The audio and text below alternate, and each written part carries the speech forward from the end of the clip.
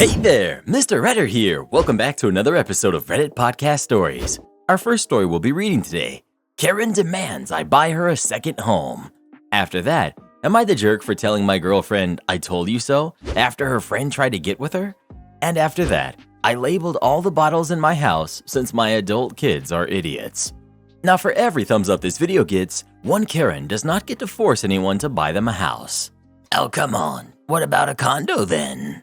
So please smash that like button and subscribe and turn on notifications for new stories from Reddit every single day.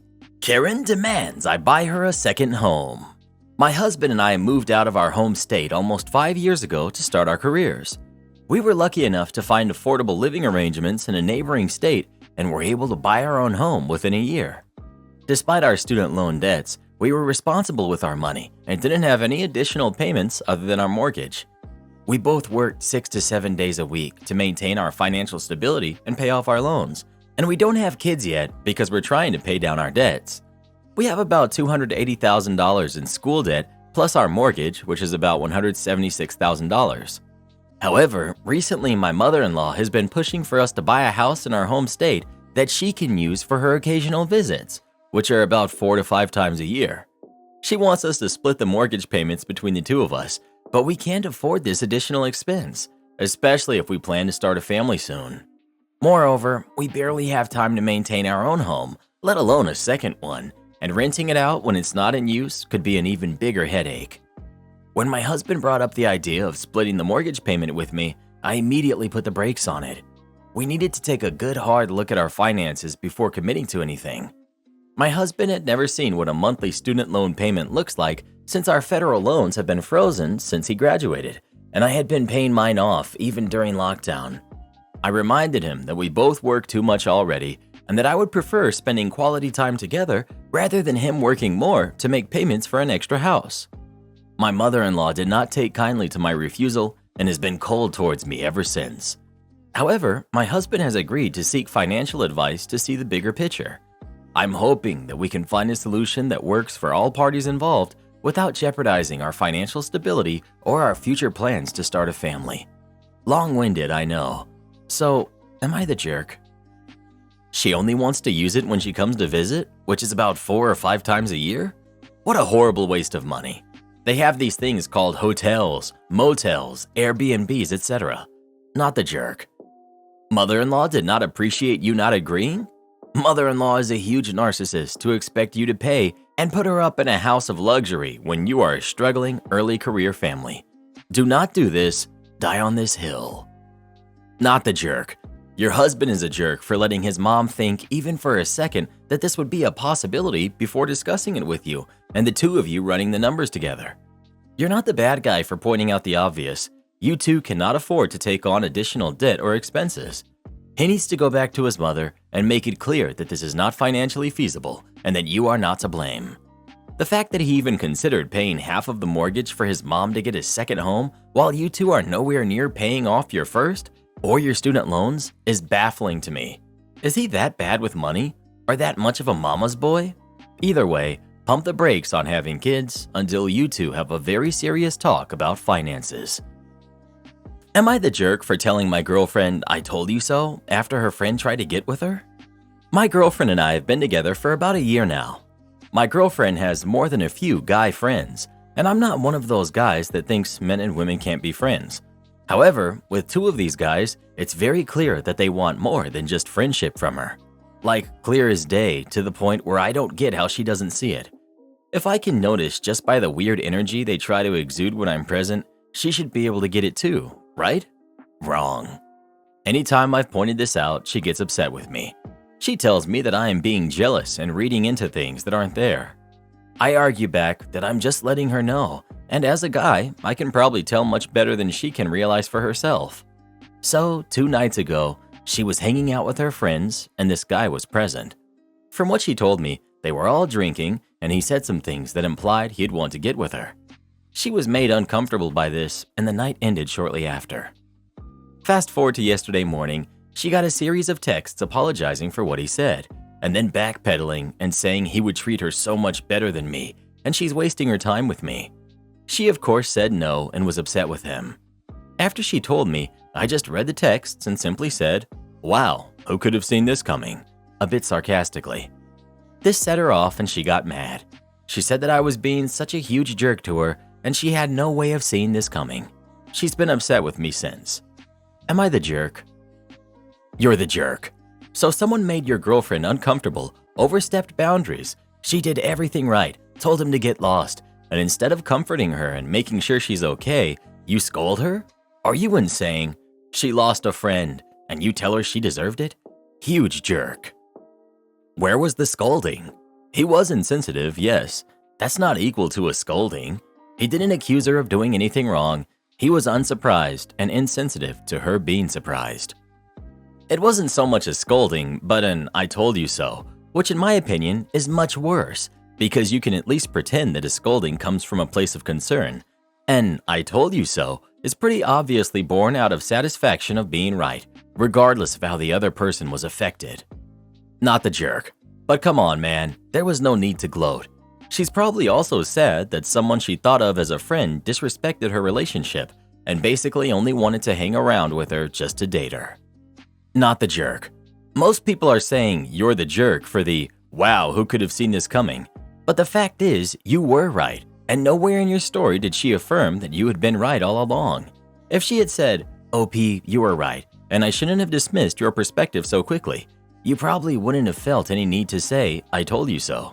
What's most important now is that you both work together so that in the future you're playing on the same team instead of me versus her. Not the jerk. Actual men in real life will tell you that you're 100% correct. Most of these guys on Reddit, their opinions don't really count since most of them have never had a girlfriend and they all just compete for karma points on here. But my advice to you, break up with her now. Find someone who's smart enough to know that all of her would-be guy friends are just hoping and waiting for an opportunity to hook up. Find someone who understands how guys actually operate and who isn't looking for attention from dudes as a source of validation. That's how I knew my wife was the one when we met. We both worked at Target at the time, and I kept trying to get her to hang out with me as friends, but she kept turning me down, saying she never hung out with one-on-one guys because they always just tried to get with her. Well, once I asked her if we could try actually dating each other, since that was what I really wanted, she agreed and we were official within a few days. Now we're about to have our third kid and we couldn't be happier. Again, it may not be easy, but find someone who understands the real motive that men will always have. You'll both be much better off. I labeled all of the bottles in the house since my adult kids are idiots. I have two of my kids living here with me. One has graduated from college and the other is a junior. I have to purchase medicated shampoo because of a scalp condition. It's by prescription and it's expensive. It also comes in packaging that's meant to be stored upright. Not on its side and definitely not upside down. My daughter has her hair products in the shower and I do not touch them. My son also keeps his Axe body wash, shampoo and conditioner and woman repellent in the shower. My son also keeps his Axe body wash and shampoo and conditioner in the shower. I also do not touch it since I have zero desire to smell like a high school locker room. I keep my shampoo in there as well since it's my house and I can keep my crap wherever I want. For some reason, the two of them cannot understand that not all packaging is meant to be upside down. They've already wasted an entire bottle of my shampoo by storing it upside down after they touched it for some reason. It all dripped out of the spout, which is not engineered for that. I talked to them both about it, and I explained that they should not touch my stuff, and that if they accidentally tip over my shampoo, it was meant to be stored with the lid at the top. I came home last week to find my shampoo leaking out of the bottle again, upside down. I ordered 500 stickers that say, "This side up," with an arrow pointing upward when the words are upright, and I put them on everything in the house that might leak, with my shampoo being literally covered in them.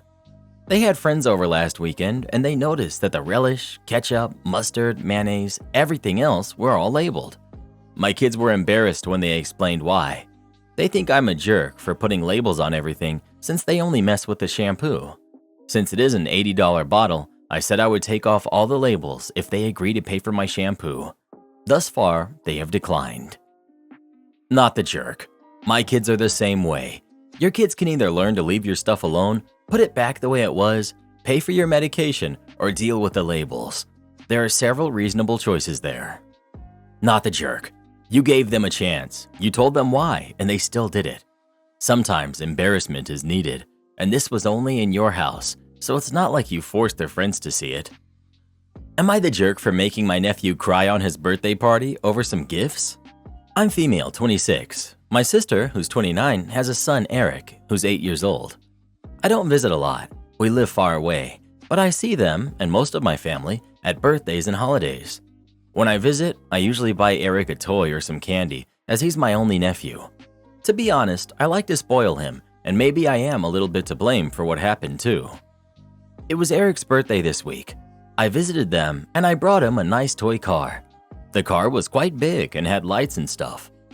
When I got to the party, I wished him a happy birthday and handed him the gift. He opened it and loved it. He said, "So far, this is the best one." Which at the time, I thought he was just excited. But with what happened later, I kinda get the idea it was intended to be more malicious. Like an hour or so after the party started, when everybody had already arrived, Eric made an announcement to the table in which the adults were sitting. He said that I've won and that I was now the person who he loved the most because my gift was the one he liked the most. I thought it was sweet that he liked it. Then he told my mom that her gift sucked.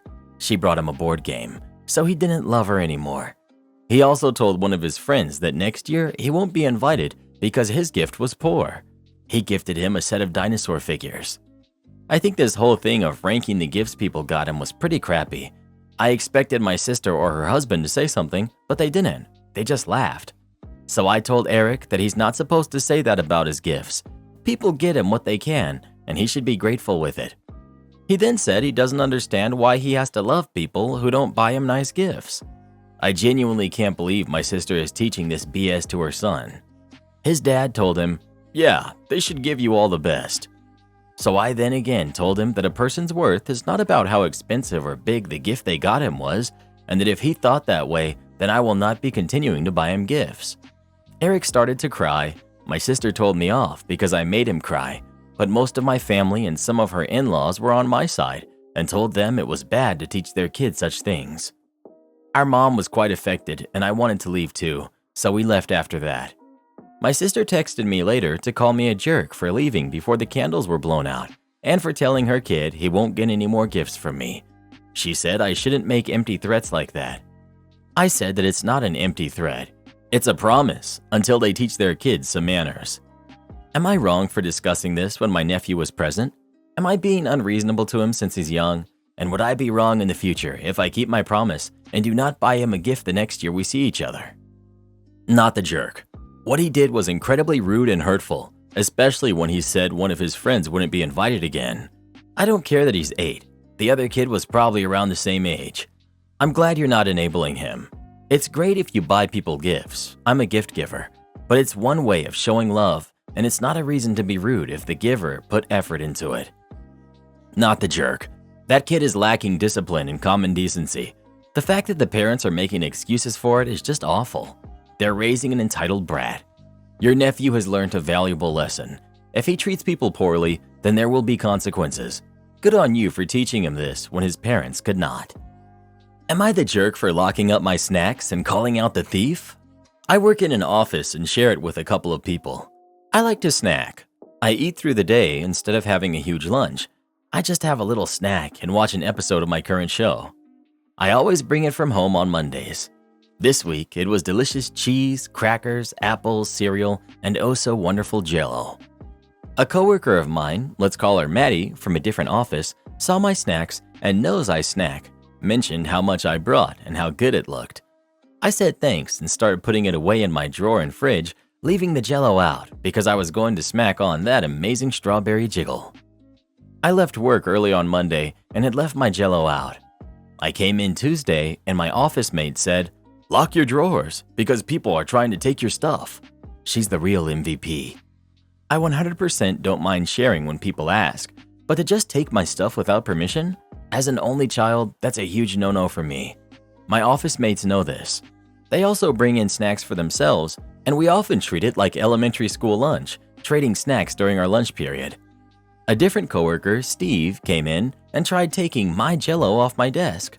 Our MVP said, No, don't take her stuff." Steve said, She shares. I can take it. MVP. No, that snack is from her home. If you want snacks, bring it in like she does.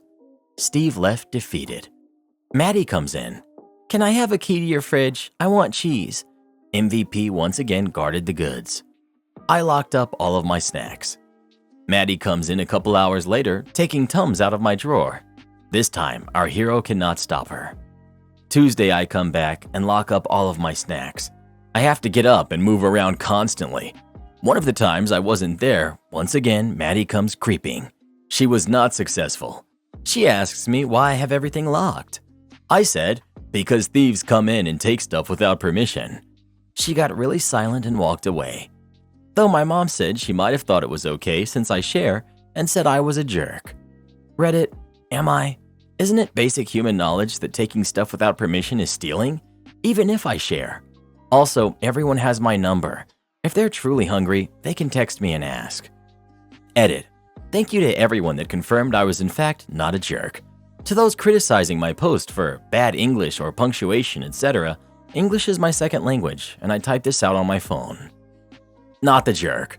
People assuming that they can automatically take what's yours just because you share is garbage behavior. They can ask you if they want something. Maliciously ironic name change. Around the turn of the millennium, I left university to a terrible job market. I ended up working at a big chain multiplex cinema in the city center. The management were generally terrible, but the staff were generally awesome people. As part of the uniform, we had to wear our name badge. Head office had a habit of making typos on these badges, or not sending them at all, so many people would doctor them with stickers to correct them. Especially white stickers to allow us to write on the name badge. I was one of those people. I've had 2 different badges, both wrong.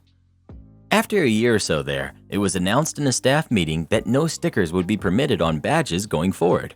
I asked in front of everyone, and it was confirmed that yes, even if it was misspelled or had the wrong name. At the time, my partner was also working there in the back office.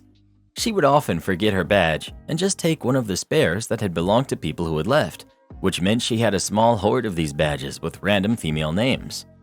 Now, I'd been there for over a year and never had a correct badge of my own, but the badge doesn't need to be correct, only present with no stickers. As a result, even though I'm very obviously male, I started wearing these various female name badges with no stickers. For the most part, nobody noticed. I had a group of students at box office who asked, "Does your name badge say Rachel?" and henceforth remembered me and would always call me Rachel. On one occasion, I was talking to a manager when this group passed, waving at me, and called out, "Hi, Rachel." This manager then goes, "OP, why are those customers calling you Rachel?" Looking at my badge, this manager realized that it gave my name as Sarah. I explained my malicious compliance and was rewarded with laughter and compliments at my building a good rapport with the customers. Another one of my managers was making a random audit of the staff to ensure compliance and noticed my badge was not in my name. They tried to tell me off for not wearing my own badge, and I pointed out that I had never had a badge with my own right name on it, and we're no longer allowed to fix this with stickers.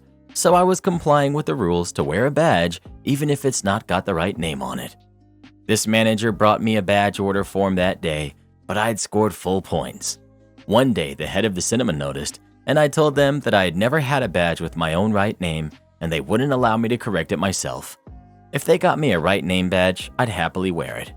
When I left the place after 2.5 years, I was still without a correct badge and still in malicious compliance mode. Am I the jerk for not owning a coffee machine or knowing how to make coffee? So growing up, and even now, I've never drank coffee. Never got into it. I don't understand how people drink it.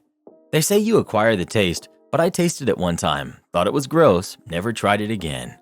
I don't really drink much other than water, and I don't need the help getting up early for work because I never built up a dependence to it. My whole family drinks coffee, and most of my friends do, but I've never made it myself. I lived with roommates for a bit, but recently got my own small rented house. I'm the only one who lives there, and there is an extra bedroom.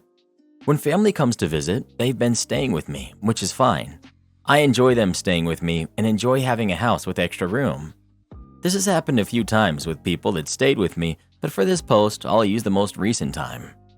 I still live in the same area I grew up in, but my parents moved down to Florida, as many parents who no longer have kids to take care of do. Recently, they stayed with me for 4 days, and it was great. Besides the fact that I do not have a coffee machine, and to them, that is somehow a crime against humanity. They say that even if I don't drink it, I should have a machine and buy coffee, which I think is ridiculous. I have enough things to keep guests comfortable, and if someone wanted coffee, they could take a short drive and get some from any drive-thru. My parents are one of those dead without coffee type of people in the morning, and they brought it up every morning.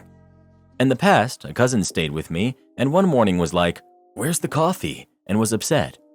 My parents bought coffee quickly and kept it on the counter, but one morning asked me to make them some coffee, which again, I have no idea how to do that. They think this is rude and that everyone should know how to make coffee. But I said this is like wanting smoothies in the morning and being mad that I don't have a blender. My parents, my cousin, and my aunts, 2 separate occasions, stayed with me and all made coffee comments. But my parents kept it up as if it was some mark against my character. I don't drink alcohol, but nobody's ever whined because there's no beer in my fridge. Edit. This is off topic, but darn, how much coffee are you drinking in the morning? I heard people say that 1 cup from Starbucks is not enough or convenient, and that they go through 3+ cups in the morning. I don't drink that much of anything in the morning. I get out of bed and sip a glass and a half of water. No judgment, just wow. So much liquid right away. I saw someone mention 10 cups. Not the jerk. Why would you spend the money and storage space on an appliance you're basically never going to use? Not the jerk. It's your house. It doesn't need to have coffee in it. They can pack their own coffee maker or buy coffee from a drive-thru like you said. It's ridiculous to expect you to keep these things on hand when you have no want or use for them yourself. I also don't drink coffee and wouldn't make it a habit to keep a coffee stock just in case someone decides to visit me. Not the jerk, but I don't see anybody giving some pretty normal advice here. It's normal and polite to have items in your home for guests that are generally expected to be there. It's also not unusual to shop specifically just for items that you know your guests like. For example, we don't drink juice, but we buy orange juice when my in-laws come to town. Coffee is so universal that I would personally have a basic French press around the house and would be buying coffee when guests came to town. I won't say you're the jerk, but you are missing some basic hospitality etiquette that nobody else I see in the comments is telling you. If you're going to host, be a good host. Yeah, but there's a difference between buying and storing supplies that only get used when guests are over and a $5 thing of juice that will be gone by the end of the week. OP's situation is not missing any basic hospitality etiquette at all in my opinion, but I would agree with you in a different situation. It's just that a permanent thing that won't get used to buy OP in their own house is not OP's responsibility, not the jerk. A cheap coffee maker is $20. A cheap French press costs $10. It's an identical situation to the juice or the wine I stock for people or a dozen other random things I buy for guests. This is just normal adult hosting stuff. I feel like everybody commenting here is either young or doesn't have many guests. Marketing class group project. A few years ago, when I was doing my undergrad, I was in a 300-level marketing class. In the beginning of this class, we were assigned groups that we were supposed to work together throughout the semester. We were to put together a marketing proposal for a local professional sports team and pitch it to them as part of our final grade.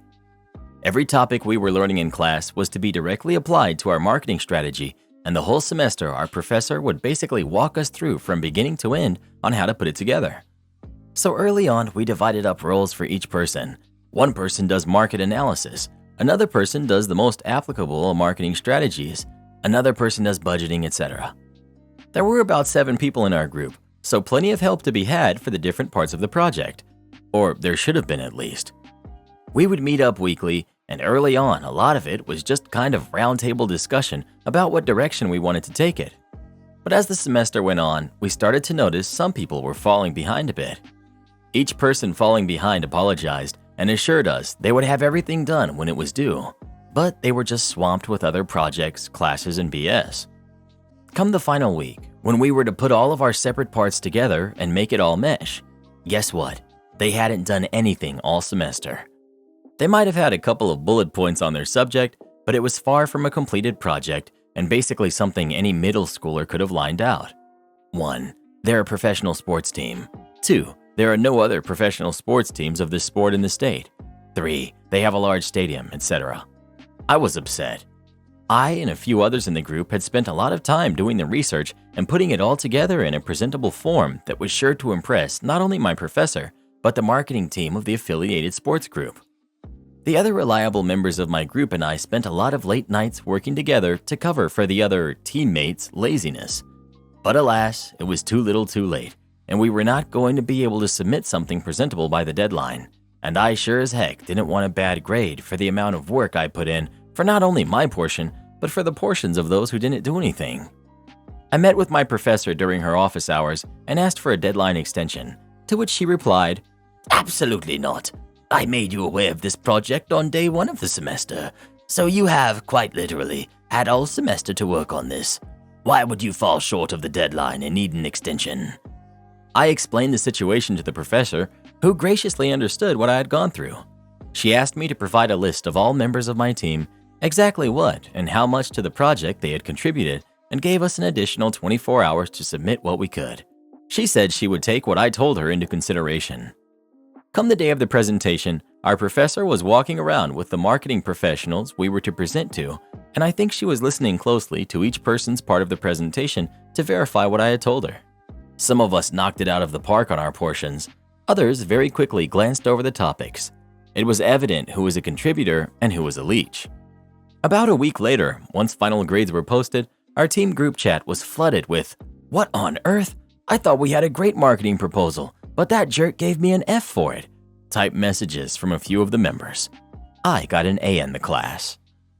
I always despised group projects, almost as much as I despise you, Reddit boy. Am I the jerk for asking to be paid when a family canceled? 5 months ago, a friend of a friend, Claudia, asked me if I could watch her sons while she and her husband attended a wedding out of state. She wanted me to stay 3 days, 2 nights. I babysit a lot to supplement my income and was interested. For overnights, I always charge my usual rate for all waking hours and then a flat rate of $100 per night while they're asleep. This covers me still being on call. I can't leave the house, and if the kids wake up, I'll tend to them. Overall, the price for those 3 days was going to be $840, which I know is a lot, but to me, this is a luxury service. I have 10 years of experience, I'm expected to clean, cook, and drive for kids' places, as well as sleep at their house. Unlike other jobs, I'm basically working 3 days straight.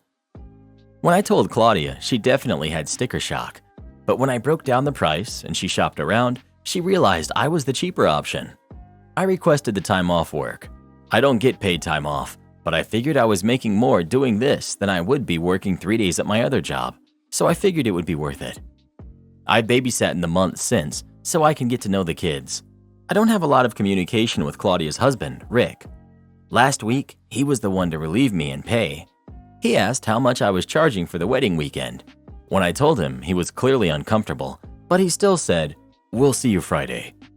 This Friday, I got a text from Claudia saying, "Hey, so Richard's decided he wants to take the kids to the wedding after all. We won't need you." I checked with my job, and they have no need for me this weekend as they found coverage.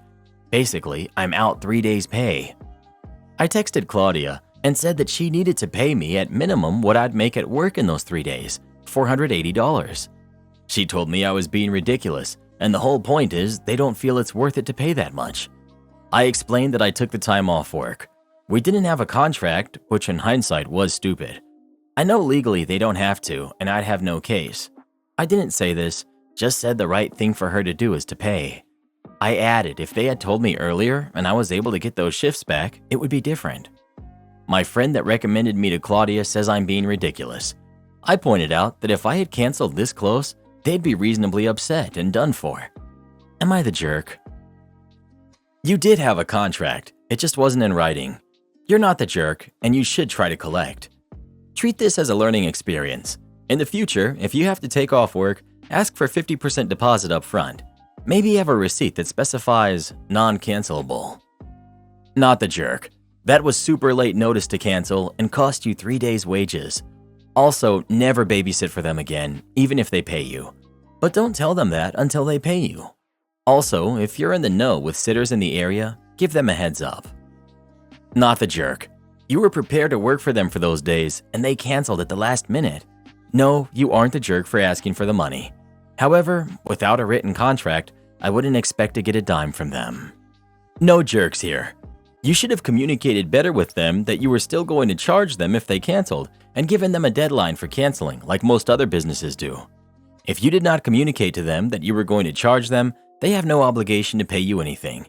Also, your rates are too high. That's the same amount I pay for 2 kids to attend a full-service daycare for a full week, for goodness sake. OP. Okay, and you also pick up your kids at the end of the day, right? I'm assuming they're there 9 hours at the most. Used to work in one. That's 45 hours a week, and mostly on the assumption that they're there that long. You may not send them the operating hours. Teachers likely get breaks or come in shifts. I would have been working 84 hours on my own call, so even at night, I'm still responsible. I was supposed to watch these kids for 3 days straight, no breaks, no time off. Yes, they'd be asleep overnight, but I was still expected to be there the entire time, tend to them when they were sick, etc. Honestly, it's pretty much a steal, because I'm not charging them my regular rate from when the kids fall asleep to when they wake up. Again, this is a luxury service. You want someone to stay with your kids for 3 days and do pretty much everything you would do, it's not going to be cheap. I accept your judgment on calling me a jerk, but I won't accept you judging my prices and comparing it to daycare when it's not similar at all. What are they getting that's luxury and beyond just normal expected babysitting duties? OP. Well, 1, most babysitters leave when the day or night is over. This is for 3 whole days. I don't know why you keep undermining that. I had to cook all 3 meals, again for 3 days, drive the kids around, take them to activities. They're asking me to give up being in my own home and sleep in theirs and be on call while their kids are asleep. For 3 days, I get no breaks. Again, a regular sitter gets to go home at the end of the day. The main luxury is, you're getting someone for more than a night. This isn't just put the kids to bed, watch TV, and raid the fridge. Not that I do that for normal jobs, but I think it's what a lot picture when they hear the word babysitter. They're doing everything a parent would do for 3 days, no breaks. That's a luxury. I'll always advocate for affordable childcare while the parents are at work. That's not a luxury, that's just getting by. But wanting to go to a wedding without kids? A luxury. Not a bad one to want, but it's going to come at a hefty price when you're expecting someone to work for 3 days straight. You're describing an overnight babysitter. That's not a special luxury service, that's fairly common. You do you though. Good luck. And huge shout out to our newest official channel member, Kevin. Thank you so much for supporting the channel, it really means the world to Reddit Boy and I. Support our channel by joining as a member today, and we'll give you a shout out in our next video. Or come watch this video next. You won't believe what Karen does in that one.